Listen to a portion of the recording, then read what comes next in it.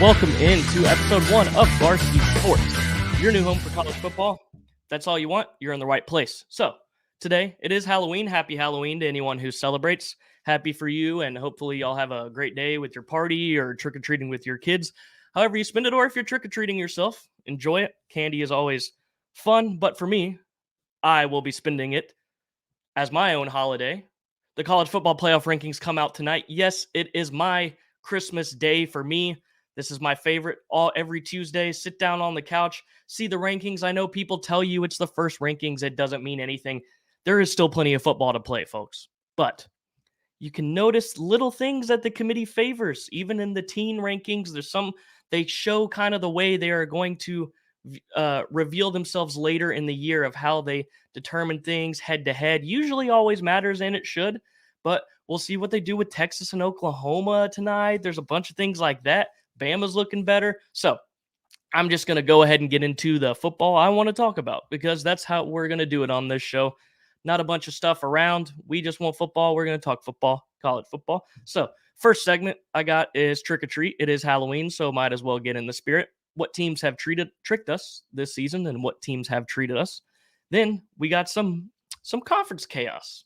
This is a little bit of a shorter first episode. Kind of want to get into it. Not draw it out too long, but conference chaos, this could take some time. There's a lot of football left to play. These conferences aren't determined like we think they are yet, like a lot of people did with the Big 12 after Texas and Oklahoma played. They just figured, hey, these teams are going to meet again. In the words of Lee Corso, not so fast, my friend. Kansas had something to say about that and threw the whole conference into a whirlwind. There were still teams lurking up behind that people kind of wrote off, but they were always there. People just didn't want to pay attention to them, but you should, because all football is important. So we're going to start with our trick or treat segment. I got something special for our first team, as y'all may or may not be fans of this team. USC, trick or treat. As you can see on the docket below, and I have misarranged my notes. Tricked. USC. Oh man, do we love Lincoln Riley? Not really. I am not a fan of Lincoln Riley at all. I think he avoids competition. Everyone was hating on Oklahoma fans for being mad. Dude jumped to the Pac-12, about to go to the Big 10, which is, in his eyes, he's probably like, oh no, I'm going to have to play real teams again. Which the Pac-12, this is their best year, probably since I was like 8. So good for them. Happy. Well, it's going to be gone, but he's going to have to go play real teams. He has no defense. And we got to stop falling, like I have on the screen. Stop hyping up a team for one player. Caleb Williams is Caleb Williams, but he doesn't play that great against ranked teams. And you know why? Because his team is not good. The defense isn't good. Last year, the reason they were so great is because they led the country in turnover differential. That doesn't get repeated. When I went back and looked, I went back 20 years. No one repeated that. You can't. That's not something that just happens. And with USC, we have to stop over-glorifying Lincoln Riley. He is literally just an elite quarterback coach that people have decided, hey, this guy is good enough to be a head coach. He can only coach one position. He doesn't take building a staff seriously, so stop taking him seriously. For USC, I don't even hate USC, but I don't like Lincoln Riley, so I root against USC. And I don't care if your opinion, if I should have a certain way of viewing things if I'm going to do a show. I will cheer against USC strictly because Lincoln Riley is their head coach. I don't like what he did to Oklahoma, and I don't like how he carries a program. And first off, especially for USC, he could bury them going to the Big 10. He could set that program back by literally recruiting like 2 positions. That's what he does. He's like, okay, if I have an elite quarterback, I can drop 50-something points every game. Well, my defense can't stop anybody, but when you're in the Pac-12 and the pass defenses aren't that great, yeah, you can drop that. But hell, Cal almost beat you. Cal almost beat you. That should never happen at USC. And you're about to go to the Big 10. Imagine Lincoln Riley having to play Iowa's defense this year. They would have him in hell. He wouldn't know what to do. So, Lincoln Riley, you did not trick me, but you tricked most of America, or USC. Mainly, this is for Lincoln Riley. He doesn't win big games. He carried off the name Stoops, who he just went off of Oklahoma, built himself off of an empire that Stoops already had. So congrats, you can coach quarterbacks and they win Heismans. That's great. I get it. It's awesome. Heismans are incredible. I know that. I'm a fan of a school that's got 3 of them. That's the Dolphins, but that's an Auburn helmet right there. Still, win something important. Tulane embarrassed you last year because they were more physical than you. You can't tackle. There's no defense. Grinch is just incredible. I don't want to go too far down that. But now, let's move to a treat. Ooh, let's move to a treat, baby. Air Force, my favorite team so far to watch in college football this season. Ooh, just a well-oiled machine under Troy Calhoun. I mean, you're undefeated. 5-0 in conference play. He's about to go for his fourth 10th win season in 5 years. And the one he didn't get 10 wins was the COVID year, and they only played 6 games. So this would be his 6th win if they win 6th season with 10 wins this year under his tenure at Air Force, which is incredible. They're ranked 17th, like I have right here, which is our highest ranking since being 15th in 2002. Number 3 in total defense, 4 in scoring defense. This doesn't seem that great. 69th in total offense, but remember, they're 99% run. They've only completed 28 passes this year, and they're averaging 381.8 yards per game, which most of that is rushing because 300.4 of it is rushing yards per game, which is incredible. And their scoring offense is pretty high. I mean, you're averaging 33.6 points per game when teams know you're running it. Not surprisingly, obviously, Air Force, the second least penalized team. It's Air Force. Obviously, they're going to be disciplined. But, I mean, they basically line up across from who they're going to play.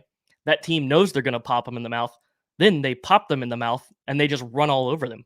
They've been incredible. The game against Colorado State last week, a little bit shaky to start, but so much fun to watch. The snow with the Air Force uniforms is just beautiful. But if you're the opposing team, I mean, you sit there and you're like, all right, we have a shot. And then they hit you in the mouth, and you're like, okay, this is going to be a long day. They're going to run all over us. The Wyoming game, incredible game. That was one of my favorite games so far this year. They really proved themselves with the late rushing touchdown to take the lead. And you got to remember, Air Force, you're like, okay, it's Air Force. They're playing these teams. They don't have any NIL. They have no transfer portal because they're the military academy. They don't have anyone above a 3-star. And the NCAA, if you don't remember, some people don't even know that this happened. The rule change that the NCAA had, wherein they prevent blocking below the waist when outside the tackle box. So that throws a lot of teams, mainly the military academies, which Calhoun felt like this targeted the military academies for player safety. The NCAA loves to use the word player safety, which is most of the time BS. But even Jeff Monken, Army's coach, if you look at Army, they're throwing the ball twice as much as they used to. They're going into shotgun and pistol. Army, yes, triple option Army. They're throwing the ball a lot more because they changed because of this. You know what Air Force did? They didn't change. They actually have gotten better. They found ways to work within the rules, and they've actually perfected their craft. So I love it. Please watch Air Force. They're so much fun. Troy Calhoun is a dog. Tim Horton, running back coach, used to coach at Auburn. Great guy.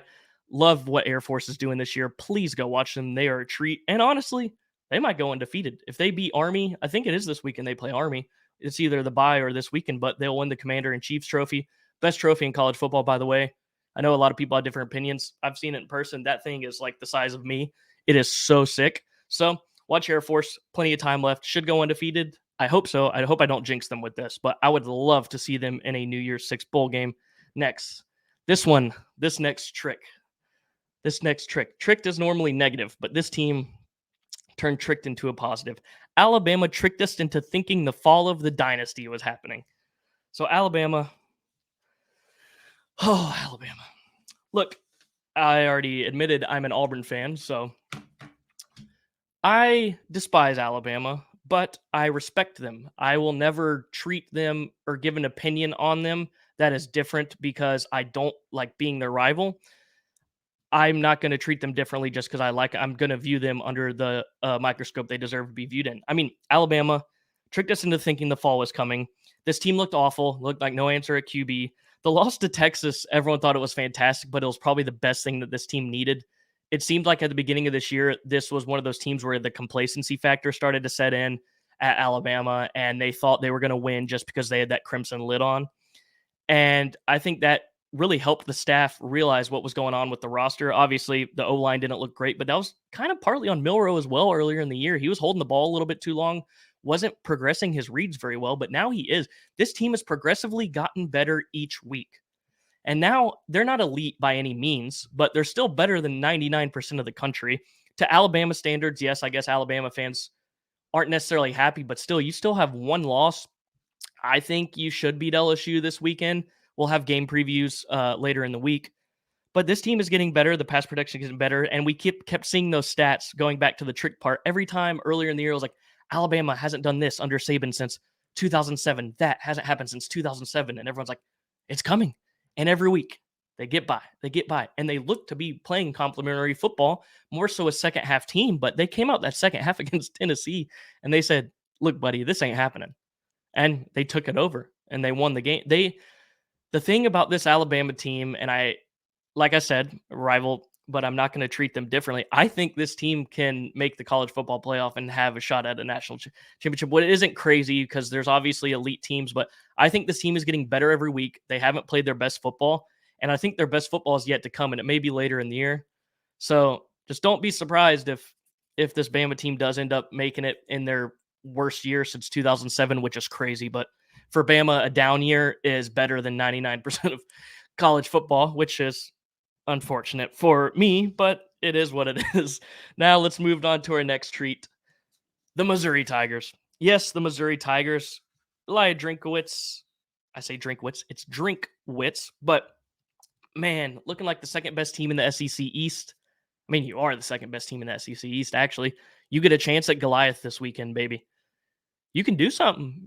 I know it's a lot, and the thing is, I don't think this, which I want them to win, but I don't think they're going to beat Georgia because every time, like last week, people thought Georgia-Florida was going to be close, which was insane. That even without Brock Bowers, I think it actually makes Georgia end up being better because you get Beck learning to trust some of his other receivers more, and they're not bad players.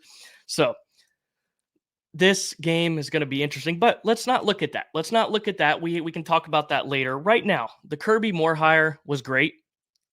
Now it's looking fantastic. Luther Burden is ridiculous. Brady Cook is actually doing what needs to be done. Theo Weiss Jr. and Mookie Cooper are dogs. Then you have running back, what's his name? Cody Schrader. Cody Schrader is averaging 5.8 yards per carry, almost to 1,000 yards. They're running the ball when they need to. They're getting push. The win over Kansas State was fantastic. I didn't think they'd have a shot in that game. That field goal was ridiculous. There was bad time management at the end by Drinkwitz, but you got the win. And they're winning. They could have beaten LSU too. Sometimes games just slip away from you. But this team, regardless, even if you lose to Georgia this weekend, you can realistically look at a 10-win season, and you got Tennessee afterwards. So you have a real shot. I mean, it's a big task to beat Georgia, but you have a real shot at going to an SEC title. You kind of control your own destiny. Regardless, a 10-win season and a high-level bowl game, possibly New Year's Six bowl game, is a huge win. And the main thing that I want to point out about Missouri and that what they've proven is building still takes time in college football. This is very important. I mean, Michigan State had I know the whole Mel Tucker thing went down, but they had their flash in the pan when they had Kenneth Walker. USC last year, everyone was like, oh, they're so back. And now everyone's throwing question marks.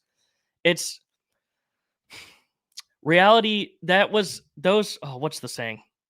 It was the exception rather than the rule for that. The building still takes time, even in this new era. You can kind of, unless you're at certain schools, majority of schools building still takes time. You can patch holes or maybe throw 1 year together with the transfer portal, kind of like Michigan State did when they got Kenneth Walker.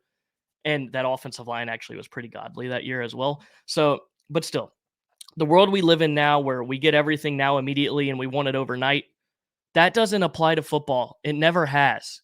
There's been a few exceptions, and they don't last very long. So, congratulations to Missouri. Everyone was doubting you, so much stuff on you. I thought you were going to be bowl eligible this year, but what you're doing right now is insane. I had you at 6 wins. Right now, you have a real shot at a 10-win season, and technically you are alive for the SEC East and the SEC title. So congratulations to Drinkwitz. Imagine if they win that game against Georgia, and then they get Tennessee at home. Not saying playoff. That's far gone, but I just wanted to say that. But still, good for them. Good for them. Congratulations to Eli Drinkwitz and his team at Missouri. Luther Burden, you are a dog, dude. I love watching that kid play. So now let's move to conferences. I got a lot of schedules right here. A lot of schedules. You can see those. Those are a lot of schedules for the Big 12 because this is a thing that I was talking about a few weeks ago, kind of that I said earlier in the show. Sorry if I've been a little all over the place. I did not have my notes in place for the first episode. What am I doing? So, but regardless, Big 12. The margin between the top and the middle is so much closer than people wanted to admit. Oklahoma beats Texas, and Oklahoma celebrates like they won the Big 12 already. Look, I get it. You're beating your biggest rival. I know how it feels when Auburn beats Alabama. It's like hell freezes over and the world stops. I get it. But the little fake tattoos that people thought were real, the 7-minute video cinematic recap. Look, I get cinematic recaps are a thing now, but 7 minutes, you're throwing all this. It was literally like they'd celebrated, I guess, coming from that 6-7 or 6-6 season last year with Venables. But still, I mean, they overreacted, in my opinion, when they had barely beaten SMU, then they barely beat UCF. Kansas and Oklahoma were a lot more equally matched than people wanted you to think. That really was not a surprising upset if you have been watching football for the past 2 seasons. Oklahoma's Oklahoma's roster is not that much better than you think it is to some of these Big 12 teams. Kansas was one of the leading teams in returning production. Bean was a great backup quarterback. They literally have the best quarterback room in the Big 12. Yes, Kansas's quarterback is not their starting quarterback. The preseason Big 12 Player of the Year, Daniels, didn't play. He hasn't played for the last 3 weeks. So he still has time to come together and get back on this team, and they're still technically alive for Kansas. But I mean, you got 1, 2, 3, 4, 5 teams right now with one loss. Oklahoma, Iowa State. Yes, Iowa State, who is 5-3. It's 4-1 in the Big 12. Oklahoma State, who lost to South Alabama and got killed, is now on a winning streak.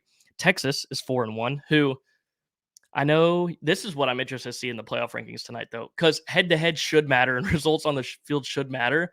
But Texas is a better team than Oklahoma. And I know if that makes people mad, it's the truth. That Swiss cheese defense that Sark played on that last thing and being too conservative running the ball when they could have scored. They played not to lose and they lost because that's what happens when you play not to lose. So Kansas State, by the way, a team you should literally never write off. That's the last team I would ever want to play if I'm in the Big 12 anyway, anytime.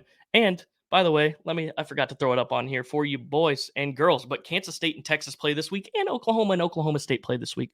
You know what happens if both those teams lose? Kansas State and Oklahoma State position themselves atop of the Big 12. And it's very possible. You know why? Because Malik Murphy is at quarterback for Texas. He was good last week. A little shaky every now and then. The 2 turnovers, it happens. First true start. But hear me out. This is an experienced Kansas State team. Incredible coach who Kleiman could easily outcoach Sark. Sark, a lot of the times, relies on his athletes to cover up his coaching flaws. So it's not out of the realm that this happens this weekend. I, for one, will be cheering for Kansas State because I like Kleiman. I think he's cool. And then for Oklahoma State, it's Bedlam, baby. It's the last one. Oklahoma's leaving. It's the last time you get. I mean, same for Kansas State, but it's not the rivalry. It's the last time they will play Texas, but it's the last Bedlam. How great would it be to kick Oklahoma? They wouldn't be completely dead in the water for the Big 12 race, but kick them out. You beat them at home. You position yourself to have a chance at a Big 12 title. And I mean, for Oklahoma State, the rest of your schedule, if you beat Oklahoma, guess who you get to play if Oklahoma State wins?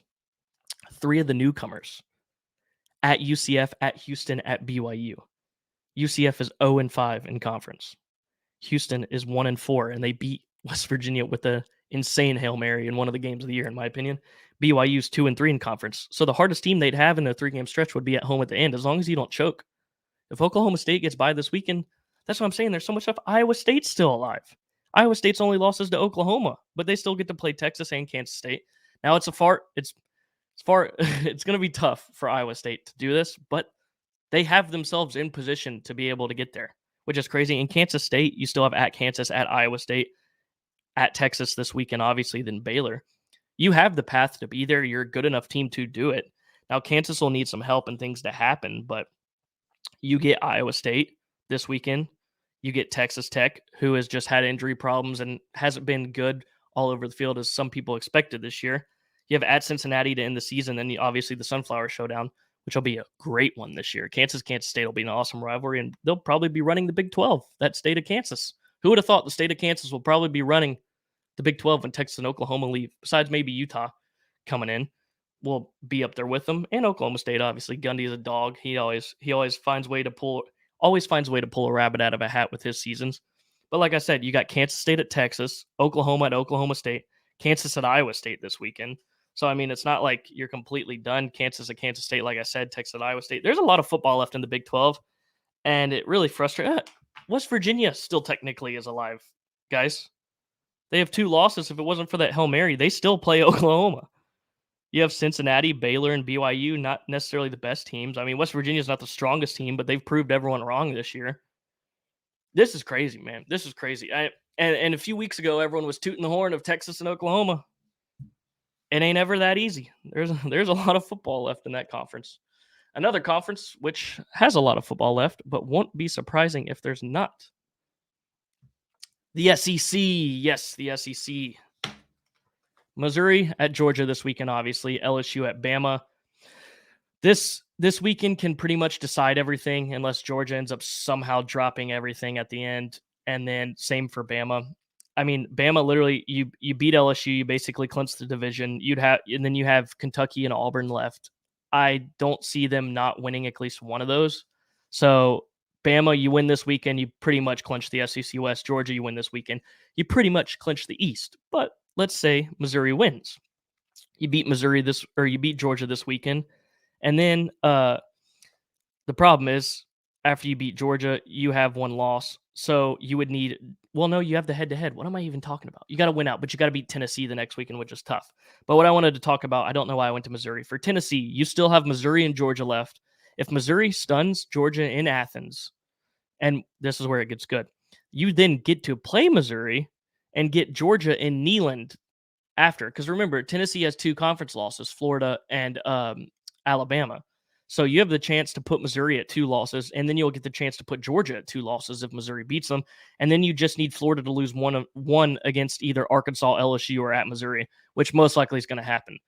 So Tennessee fans will be the biggest Mizzou fans this weekend, which is possible. And this is the one for Ole Miss. Ole Miss technically still has one as well as with LSU. Ole Miss, you got to win out. Hope Alabama loses twice the rest of the way, which includes this weekend, which would be tough. But 2 of them are away, at Kentucky, at Auburn. But I don't see either of those happening. LSU beat Bama, have Ole Miss get another loss, which is very possible considering Ole Miss plays A&M this weekend, and teams that are very, very physical, which Alabama showed, can kind of slow down Lane Kiffin and throw his mind into a complete Rubik's Cube.